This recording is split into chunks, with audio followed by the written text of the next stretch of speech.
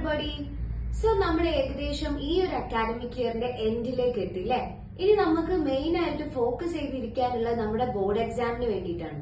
So നമ്മൾ board എക്സാംസിന് prepare ചെയ്യുകയാണെങ്കിൽ ഇപ്പൊ നമ്മൾ ഓൾമോസ്റ്റ് ഇപ്പൊ ഡിസംബർ ആയി. ഇനിയിപ്പോ നമുക്ക് വരാൻ പോകുന്നത് നമ്മളുടെ ക്രിസ്മസ് ഉണ്ട്. സോ ഒരുപാട് വെക്കേഷൻ ഹോളിഡേസ് അങ്ങനെ പോകാനുണ്ട്. അതിനുശേഷം പിന്നെ നമുക്ക് മാർച്ചിൽ നമ്മുടെ എക്സാംസ് വരികയാണ്. അതിന്റെ ഇടയിലായിട്ടുള്ള നമുക്ക് ഈ ജനുവരി ഫെബ്രുവരി അത്ര മാത്രമേ നമുക്ക് സമയം ബാക്കിയുള്ളൂ. സോ ഈ ഒരു സമയത്തിനെ മാനേജ് ചെയ്തുകൊണ്ട് എങ്ങനെ എഫക്റ്റീവായിട്ട് നമ്മുടെ സ്റ്റഡി കണ്ടന്റ്സിനെ ഓർഗനൈസ് ചെയ്തിട്ട് അത് എഫക്റ്റീവായിട്ട് പഠിച്ച് നമുക്ക് കൂളായിട്ട് എങ്ങനെ എക്സാമിനെ ഫേസ് ചെയ്യാം എന്നുള്ളതാണ് നമ്മൾ ഇനി ഡിസ്കസ് ചെയ്യാൻ പോകുന്നത്. ഈ 3 കാര്യങ്ങളാണ് നമുക്ക് ഓർഗനൈസ് ചെയ്യാനുള്ളത്. ഏതൊരു കാര്യം നമ്മൾ ഓർഗനൈസ് ചെയ്ത് ചെയ്യുമ്പോൾ അത് വളരെ ഈസി ആയിരിക്കും. സോ നമ്മുടെ സ്റ്റഡീസിന്റെ കാര്യത്തിൽ നമുക്ക് 3 കാര്യങ്ങളാണ് മെയിൻ ആയിട്ട് ഓർഗനൈസ് ചെയ്ത് വെക്കാനുള്ളത്. ഒന്ന് നമ്മളുടെ സ്റ്റഡി കണ്ടന്റ് ആണ്. രണ്ടാമത്തത് ഈ സ്റ്റഡി കണ്ടന്റിനെ എങ്ങനെ നമ്മുടെ ടാർഗറ്റ് ടൈമിന്റെ ഉള്ളിൽ ക്ലിയർ ചെയ്യണം എന്നുള്ളതാണ്. So time management. മൂന്നാമത്തതായി വരുന്നത് വെൽബീയിങ് ആൻഡ് സ്ട്രെസ് മാനേജ്മെന്റ്. നമ്മൾ പഠനം എന്നുള്ളൊരു മാത്രം ചിന്തയിൽ അങ്ങനെ ആയി പോകരുത്.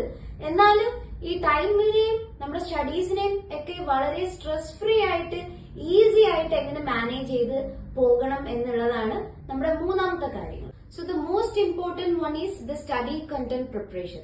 സ്റ്റഡി കണ്ടന്റ്സ് പ്രിപ്പയർ ചെയ്യുക എന്നുള്ളതാണ് മോസ്റ്റ് ഇമ്പോർട്ടന്റ് ആയിട്ടുള്ള കാര്യം. സ്റ്റഡി കണ്ടന്റ്സ് നമുക്ക് ഒരുപാട് സബ്ജക്ട്സ് ഉണ്ട് അല്ലെ. അപ്പൊ നമ്മളുടെ സ്കില്ലിനനുസരിച്ച് ആദ്യം നമ്മൾ നമ്മളുടെ സബ്ജക്റ്റിനെ സ്പെസിഫൈ ചെയ്ത് വെക്കുക. ലീസ്റ്റ് ഇമ്പോർട്ടന്റ് ഏതിനാണ് കൊടുക്കേണ്ടത്, മോസ്റ്റ് ഇമ്പോർട്ടന്റ് ഏതിനാണ് കൊടുക്കേണ്ടത് എന്ന് പറഞ്ഞു. പിന്നെ അതിന് ശേഷം നമുക്ക് എക്സാമിന് ഫോക്കസ് ചെയ്തിട്ടുള്ള ടോപ്പിക്സ് ഏതൊക്കെയാണെന്നുള്ളത് തരംതിരിച്ചു വെക്കുക. ഈ ടോപ്പിക്സിന് ഏറ്റവും ഇമ്പോർട്ടന്റ് ആയിട്ടുള്ള ടോപ്പിക്സ് ഏതാണ്, ലീസ്റ്റ് ഇമ്പോർട്ടന്റ് ആയിട്ടുള്ള ടോപ്പിക്സ് ഏതാണ് എന്ന രീതിയിൽ സ്റ്റെപ്പ് ബൈ സ്റ്റെപ്പ് ആയിട്ട് നോട്ട് ചെയ്ത് വെക്കുക.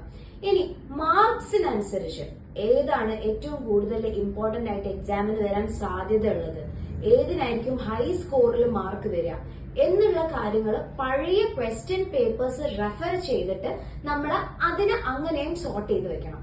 സോ ഇങ്ങനെ ഒരു 3 രീതിക്കുള്ള സോർട്ടിങ് നമ്മൾ ഇനീഷ്യലി ചെയ്യണം. അതിനുശേഷം നമ്മൾ എന്ത് ചെയ്യാന്ന് വെച്ചാൽ നമ്മളുടെ സ്കില്ലിനനുസരിച്ചുള്ള ഒരു ടൈം ടേബിൾ സെറ്റ് ചെയ്യുക. അത് എക്സാം ടൈം ടേബിൾ നോക്കിയിട്ട് സെറ്റ് ചെയ്യുന്നതിലും കുഴപ്പമില്ല. എന്നിട്ട് നമ്മൾ സ്റ്റെപ്പ് ബൈ സ്റ്റെപ്പ് ആയിട്ട് ബോർ അടിക്കാത്ത രീതിയിൽ ഒരു 25 മിനിറ്റ്സ് ഒരു ടോപ്പിക് നോക്കുക, ഒരു 5 മിനിറ്റ്സ് ബ്രേക്ക് എടുക്കുക.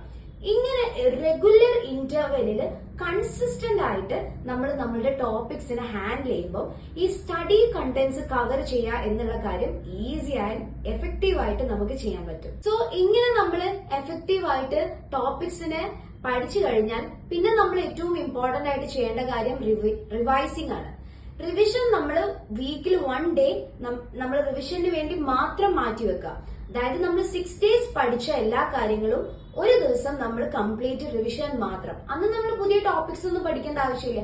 സോ അത് റിവിഷന് വേണ്ടി മാത്രം മാറ്റി വെക്കുക ആ ഒരു ഡേ. ബിക്കോസ് നമ്മൾ ഒരുപാട് ടോപ്പിക്സ് പഠിക്കുന്നതിനോണ്ട് നമ്മൾ മറന്നു പോകാനുള്ള ചാൻസ് കുറച്ച് കൂടുതലാണ്. സോ ഈ ഒരു കാര്യം effective revision is very important. അത് നമ്മൾ ചെയ്ത് കഴിയുമ്പോൾ അത് റെഗുലർ ഇന്റർവെല്ലില്, അതായത് അത് കൺസിസ്റ്റന്റ് ആയിട്ട് എല്ലാ വീക്ക് ഡേയ്സിലും ഒരു ഡേ റിവിഷന് വേണ്ടി മാത്രം മാറ്റി വെച്ച് എഫക്റ്റീവ് ആയിട്ട് കൊണ്ടുപോകുമ്പോൾ it will be very easy and fruitful. Okay, so study കണ്ടന്റിന്റെ സെറ്റിംഗ് എങ്ങനെയാണെന്നുള്ളത് മനസ്സിലായല്ലോ. ഇനി നമുക്ക് 2 more ടോപ്പിക്സ് ഉണ്ട് അല്ലെ, ടൈം മാനേജ്മെന്റും സ്ട്രെസ് വെൽബീയിങ്ങും. അത് നമുക്ക് നെക്സ്റ്റ് വീഡിയോയിൽ ഡിസ്കസ് ചെയ്യാം.